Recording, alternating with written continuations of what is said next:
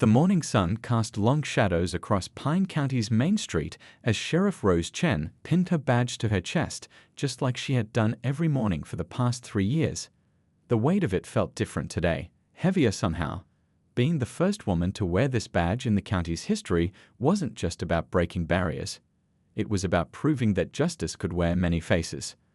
The old-timers at the diner still remembered when she first stepped into the role. Too soft, they'd whispered over their coffee cups, won't last a month.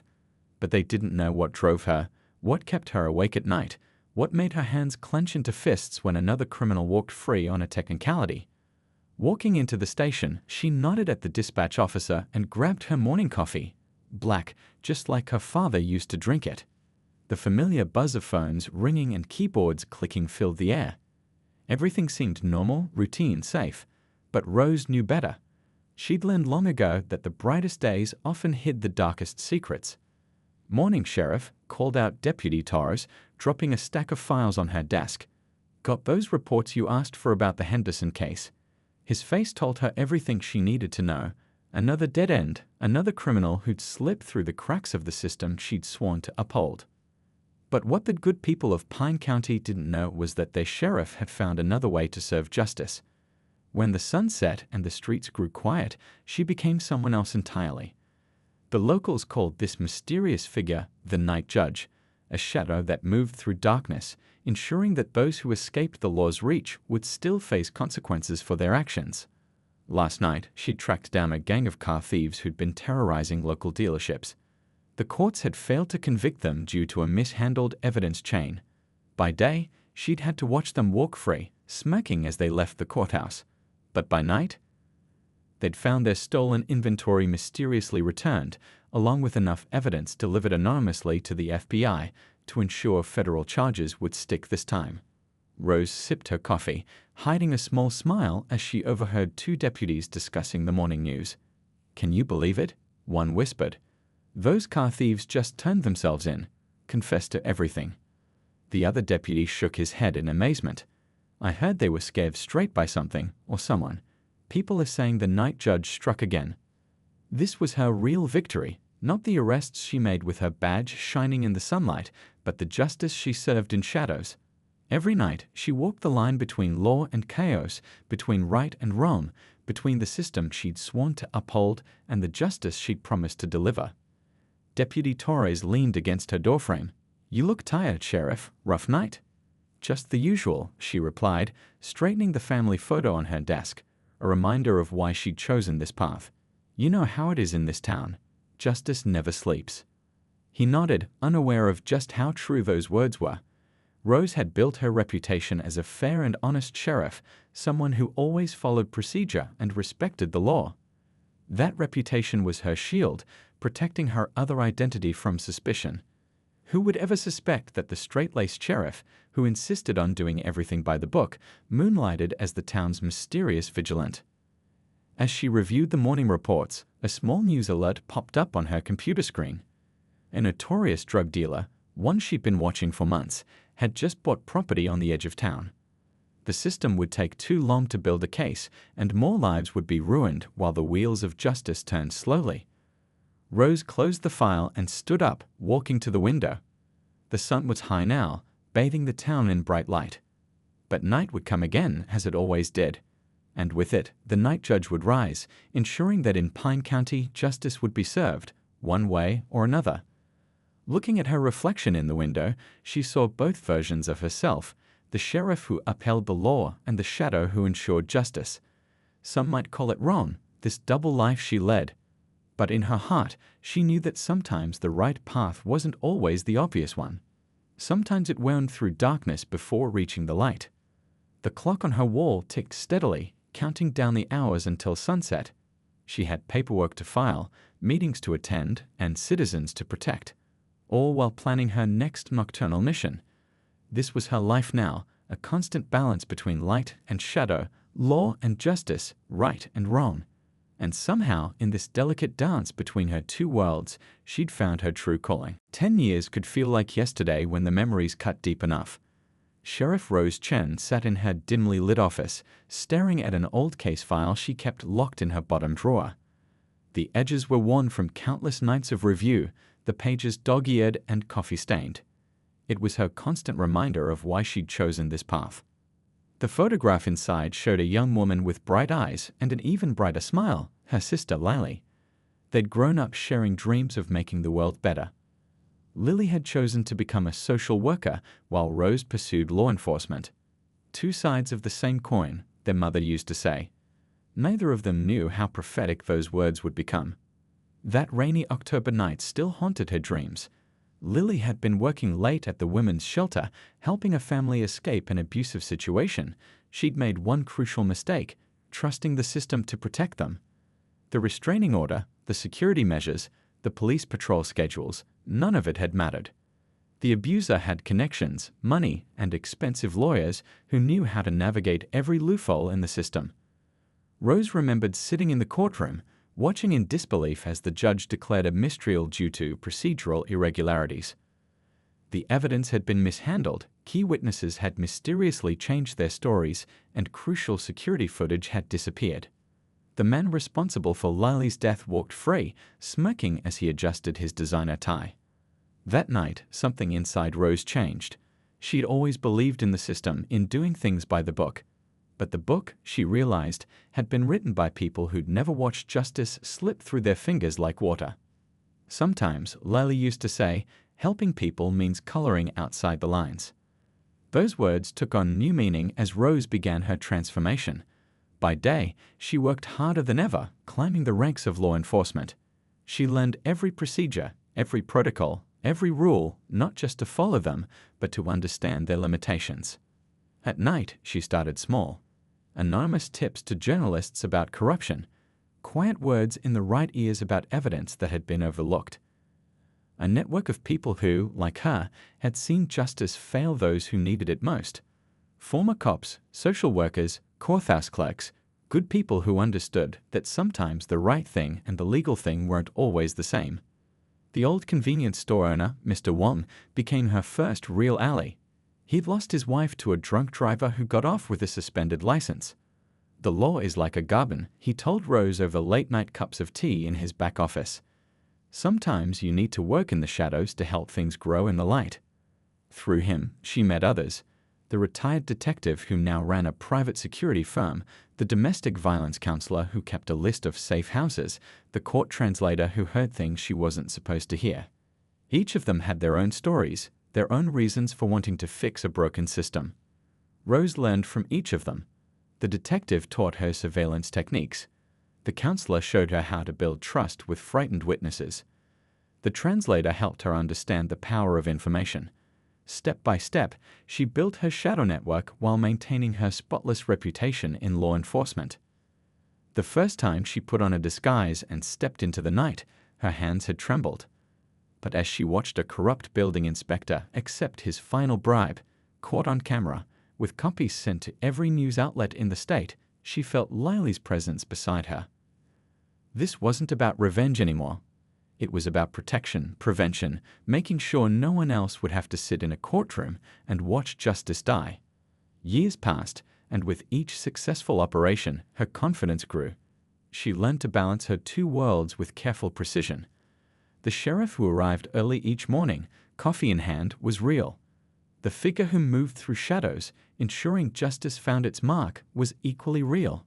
Two sides of the same coin, just like her mother had said. Now, looking at Lily's photograph one last time before locking it away, Rose felt at peace with her choices. The young officer who'd believed blindly in the system was gone. In her place was someone who understood that true justice sometimes required walking in both light and shadow. A knock at her office door pulled her from her memories. "Sheriff?" It was Deputy Torres again. "Got a situation downtown. Looks like someone's been digging into those old real estate fraud cases.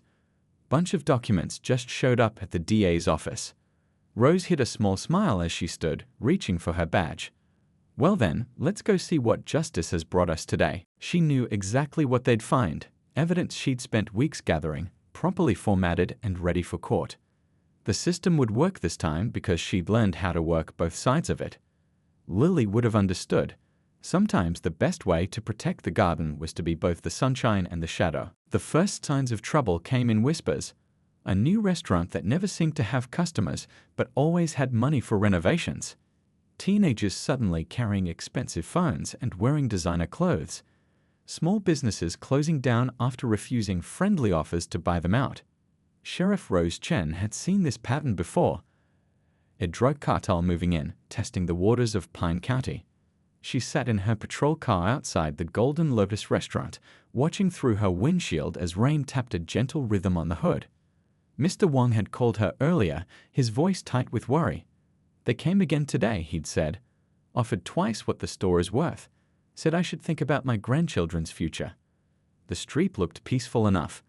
A few people hurried past with umbrellas, heading home for the evening. But Rose knew better. She'd spent enough time in both worlds, light and shadow, to recognize the signs of a storm brewing. Dispatched to Sheriff Chen, her radio crackled. We've got another overdose at Pine Valley High. Third one this month.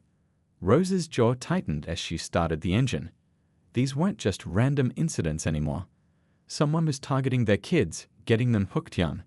By day, she collected evidence, interviewed witnesses, and built cases that would stand up in court. But the cartel was smart. They knew how to hide their tracks, how to intimidate witnesses, how to make evidence disappear. At the hospital, she found Deputy Torres talking to the teenagers' parents. Their daughter would survive, but the fear in their eyes told Rose everything she needed to know. They wouldn't press charges. They wouldn't name names. The cartel had already gotten to them. It's happening again, Torres said later as they walked to their cars. Just like in River City last year. By the time anyone could prove anything, they owned half the town. Rose nodded, already planning her next move. That night, after her shift ended, she became the night judge. Her network of informants had grown over the years, the high school janitor who noticed which cars kept showing up after hours, the bank teller who spotted suspicious transactions, the nurse who treated injuries that nobody would explain. She slipped through the shadows behind the new restaurant, watching as expensive cars pulled up to the back door. Her camera clicked silently, capturing faces, license plates, patterns of movement. In the darkness, she was invisible, just another shadow among many. But this enemy was different. They had money, connections, and people everywhere. When she busted one of their operations, 2 more popped up. When she saved 1 kid from their clutches, they'd recruited 3 more. It was like fighting a hydra, cut off 1 head, and 2 more grew back. The turning point came when she discovered one of her own deputies taking payoffs. She trusted him, trained in herself. Finding his name in a ledger she'd photographed felt like a punch to the gut. But it also gave her an idea. During the day, Sheriff Chen launched a very public anti-drug campaign. School visits, community meetings, increased patrols, all by the book, all perfectly legal. It kept the cartel's attention focused on her official moves, while the night judge worked in silence to dismantle their operation from within. She started with their money, anonymous tips to the IRS about certain businesses, mysterious leaks about offshore accounts. Each move was calculated, designed to create chaos in their ranks without revealing its source. Mr. Wong's security cameras caught some interesting footage one night, local tough guys roughing up a store owner. By morning, those same guys were in custody, facing federal charges thanks to evidence that seemed to appear out of nowhere. The message was clear. Pine County wasn't going to be an easy target. But the cartel fought back. Pressure increased on local businesses. More kids ended up in the hospital. Rose worked harder, slept less, pushed herself to be everywhere at once. She knew she was playing a dangerous game, but she couldn't stop, not when she saw the fear in parents' eyes, not when she remembered her promise to protect this town. Late one night, as she developed photos in her makeshift darkroom, Rose realized something important. This wasn't just about enforcing the law anymore. It wasn't even about justice. It was about community, about protecting the place where people built their lives, raised their families, chased their dreams. The next morning, Sheriff Chen called a meeting with her most trusted deputies. "We're going to try something new," she announced, laying out a plan that would use every legal tool at their disposal. What she didn't tell them was how this plan would work perfectly with her shadow campaign, creating a net that would catch their enemies from both sides. As she looked at their determined faces, she felt a familiar mix of pride and worry. They were good people, dedicated to protecting their town. They deserved to win this fight. and with the night judge working in the shadows to support their efforts, they would. The storm was coming, but this time Rose was ready. In the light and in the darkness, she would make sure justice was served. Pine County was her home, and she would protect it. Badge by day, shadow by night, guardian always. Deputy Torres stood in Sheriff Rose Chen's office, spreading photographs across her desk. Each one showed a different nighttime scene. An empty warehouse, mysterious figures in shadows, cars with blacked-out windows. But it was the pattern he'd drawn on the map that made Rose's heart skip a beat. See here? He traced a line connecting several locations. Every time we get close to the cartel, the night judge shows up. And every time the night judge acts, we find evidence the next day. It's like they're working with inside information. Rose kept her face carefully neutral as she studied the map. After years of maintaining her double life, she'd gotten good at hiding her reactions. But Torres was smart, too smart sometimes. He'd been connecting dots she hoped would stay separate.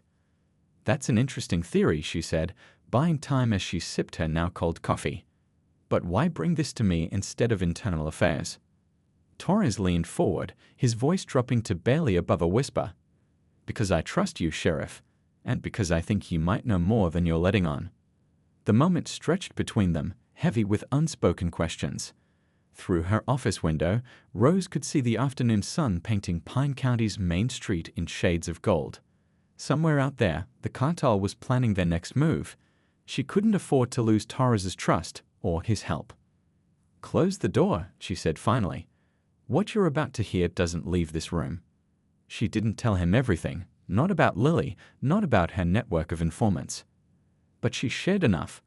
About the pattern of corruption she'd been tracking. About how sometimes justice needed a helping hand in the shadows. About how the night judge seemed to appear when the law's hands were tied. Torres listened without interrupting, his expression thoughtful. When she finished, he was quiet for a long moment. You know, he said finally, my grandmother used to tell stories about a village in her homeland. They had two kinds of protectors, the ones who carried badges, and the ones who moved in shadows. Both were needed. Rose felt something tight in her chest loosen slightly. And what did your grandmother think about these shadow protectors? She said sometimes the most honest path isn't always the straightest one. He gathered up his photos, tucking them away in a folder.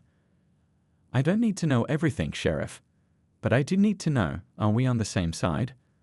Always, Rose answered, and she meant it. Our methods might differ, but our goal is the same, protecting this town. The next few weeks tested that understanding. As the cartel's grip tightened, Torres became her silent ally. During the day, they worked official channels, building cases and following leads. If he noticed how some of their biggest breaks came after the night judge's appearances, he never mentioned it. But the pressure was mounting. Rose found herself sleeping less, jumping at shadows. The line between her two worlds began to blur. One morning, she almost wore her night clothes to the station. Another time, she caught herself using her night judge voice during a routine traffic stop. Torres nervoused, of course. He started covering for her, handling morning briefings when she was too exhausted, keeping others from asking too many questions. You need to be more careful, he warned her one evening as they worked late. People are starting to talk. About what? She asked, though she already knew. About how a sheriff never seems to sleep. About how she always knows things she shouldn't. About how the night judge never interferes with our operations, only the cartels. Rose rubbed her tired eyes. And what do you think about all that talk? I think, Torres said carefully, that sometimes a town needs all kinds of heroes, even the ones who don't wear badges all the time. That conversation was interrupted by an urgent call. Another overdose. Another young life hanging in the balance. As they rushed to their cars, Rose caught Torres watching her with an unreadable expression. Whatever happens, he said quietly, whatever you need, I've got your back. Both of you. The sun was setting as they drove through town, painting the sky in shades of purple and gold.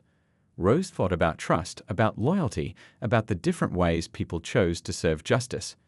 She'd started this journey alone, carrying the weight of two identities by herself. Now, somehow, she'd found an ally who understood that sometimes doing the right thing meant walking in both light and shadow. The cartel was still out there, growing stronger every day. But for the first time in years, Rose felt a little less alone in her fight. As night fell over Pine County, she knew that both the sheriff and the night judge had gained something invaluable, a friend who understood that justice sometimes wore two faces. The note was waiting on Rose's kitchen table when she got home. Simple white paper, typed words. "We know who you are, night judge. Your daughter is safe for now. Back off, or that changes." Her whole world narrowed to those few lines. With trembling hands, she called her daughter's phone. No answer.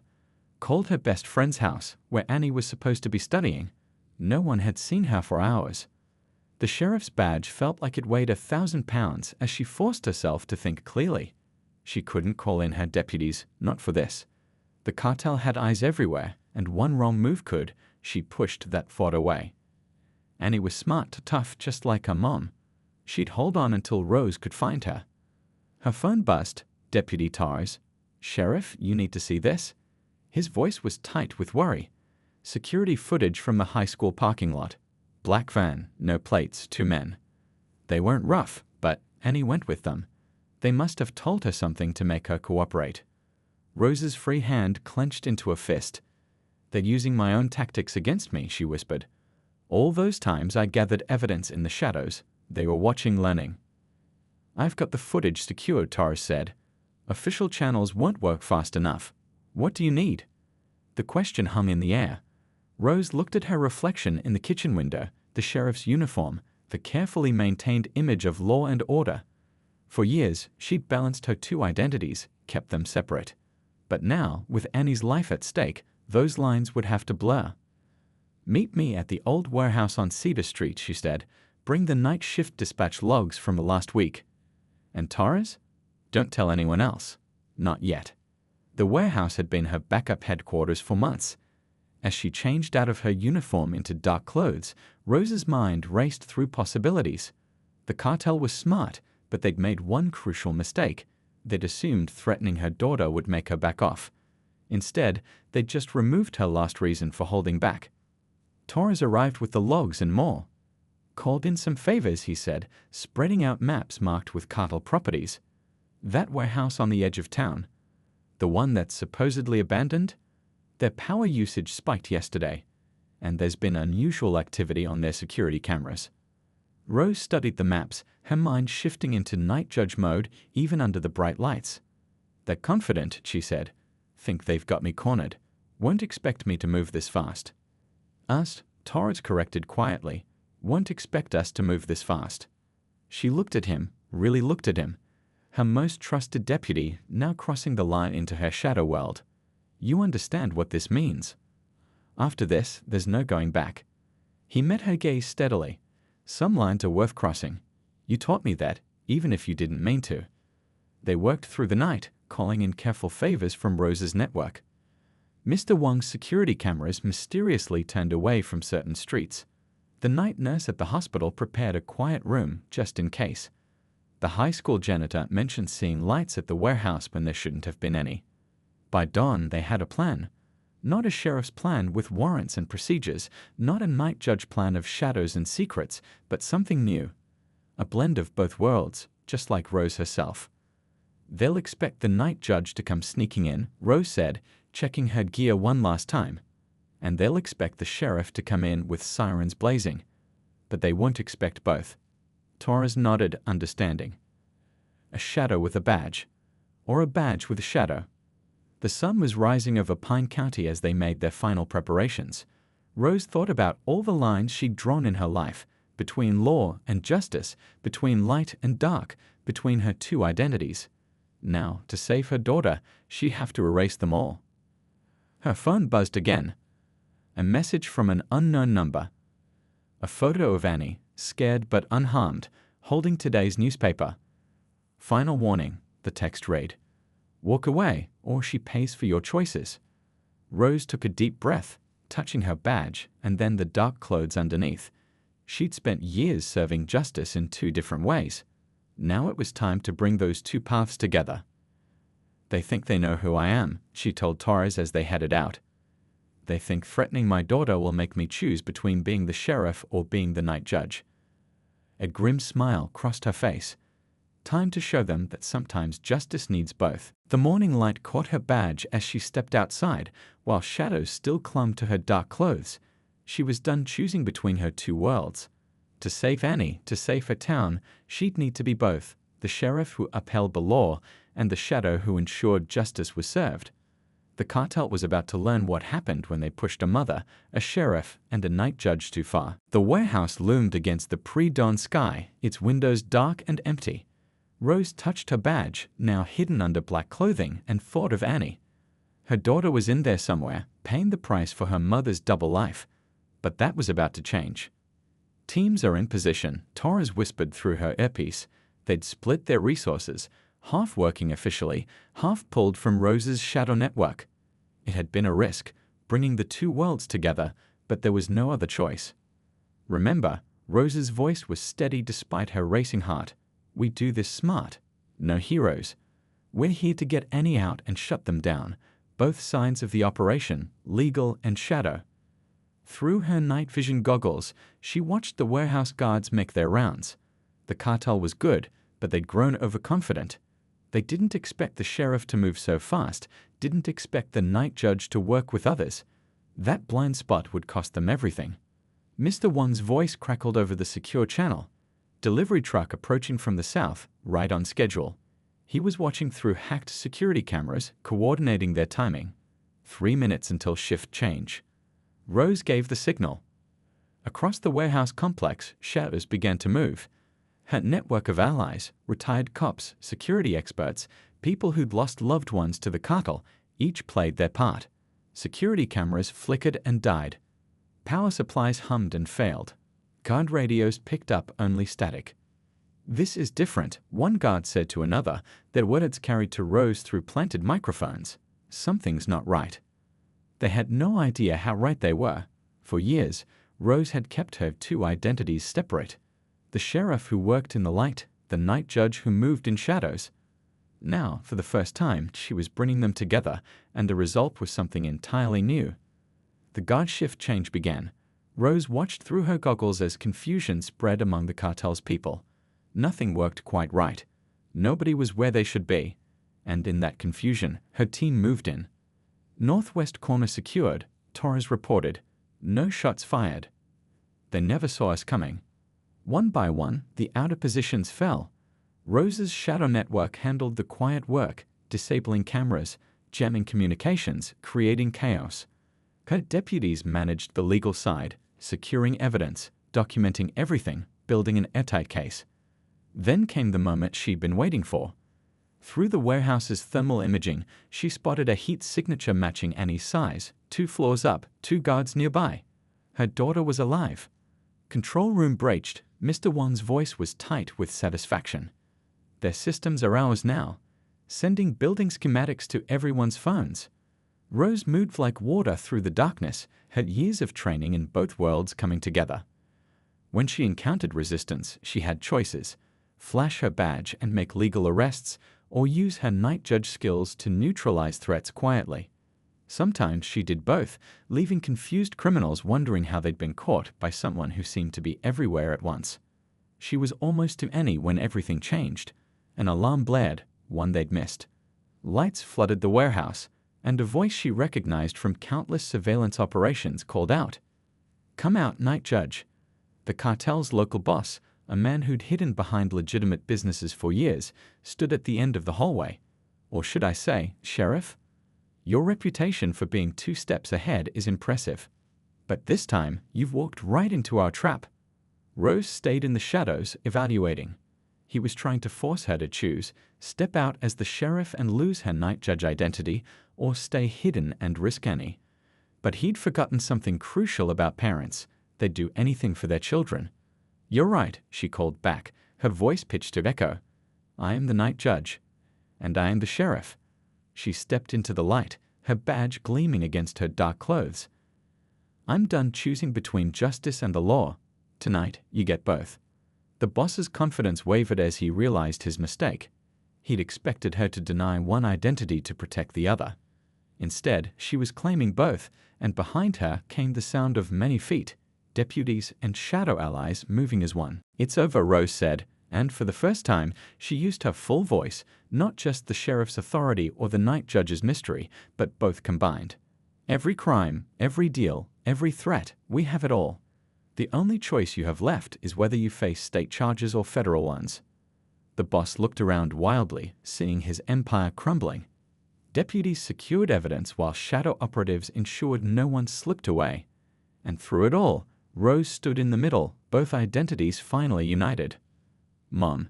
Annie's voice came from nearby, where Torres had found and freed her. "Is it really you?" Rose turned, and in that moment she was simply a mother, neither sheriff nor shadow. She held her daughter close, feeling the tremors running through both their bodies. "It's me, sweetheart. All of me." As the sun rose over Pine County, it illuminated an unprecedented scene. Evidence bags filled with documents proving years of corruption, cartel members in handcuffs, their sophisticated operation in ruins, and in the middle of it all, a woman who had finally brought her two worlds together, proving that sometimes justice needed both light and shadow to prevail. The courtroom fell silent as she walked in. Years of hard work, sleepless nights, and calculated risks had led to this moment. Rosa, now using a different name for her safety, wasn't looking for fame or recognition. She was hunting for something far more precious, real change. After dismantling the trafficking network, life didn't get easier. Some called her a hero, others a threat. But Rosa knew the truth lay somewhere in between. She'd learned that justice wasn't about perfect heroes or villains, but about understanding the complicated stories that push people to their limits. Her little apartment became a sanctuary of sorts. Walls covered with case files, maps, and photographs, a visual story of her journey. Each picture told a tale of someone rescued, a life turned around. The memories weren't just evidence, they were reminders of why she started this fight in the first place. Training became her next mission. Not the typical police academy stuff. Rosa wanted something different. She developed programs that taught young officers about community roots, about listening before judging. Her workshops weren't lecture halls, but conversation spaces where real experiences took center stage. "It's not about arresting people," she would tell rookie officers. "It's about understanding why people make the choices they do." Her own story was proof of that. A child from a struggling neighborhood who became the very system she once feared. The local community center became her second home. Weekends were spent helping families, teaching self-defense classes, and providing support networks for those most vulnerable. She knew protection wasn't just about physical safety, but about creating opportunities and hope.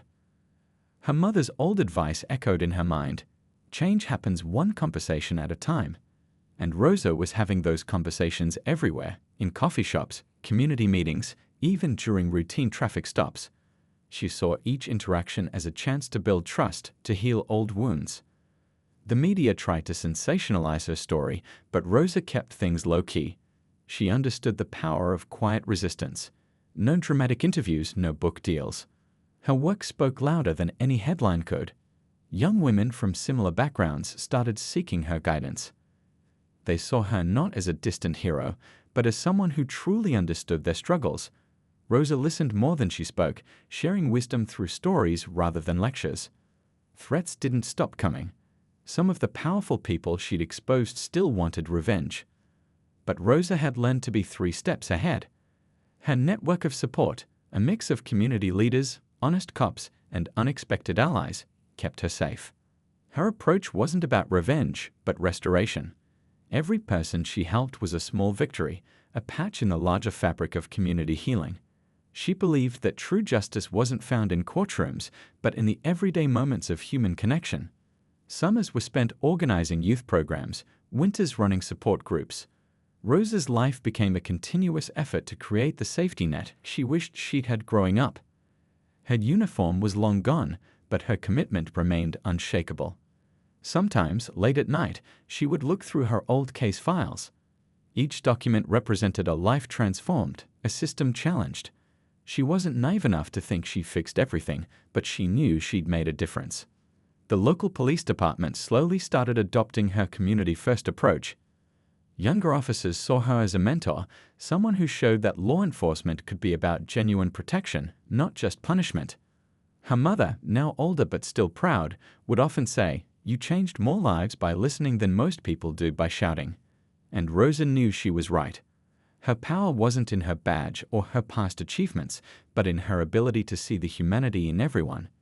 As years passed, her story became a whispered legend, not a tale of a superhero, but of a woman who refused to accept the world as it was, who chose to fight with compassion, strategy, and an unbreakable spirit. Rosa had learned that the most powerful revolutions happen quietly, one heart at a time. And she was just getting started.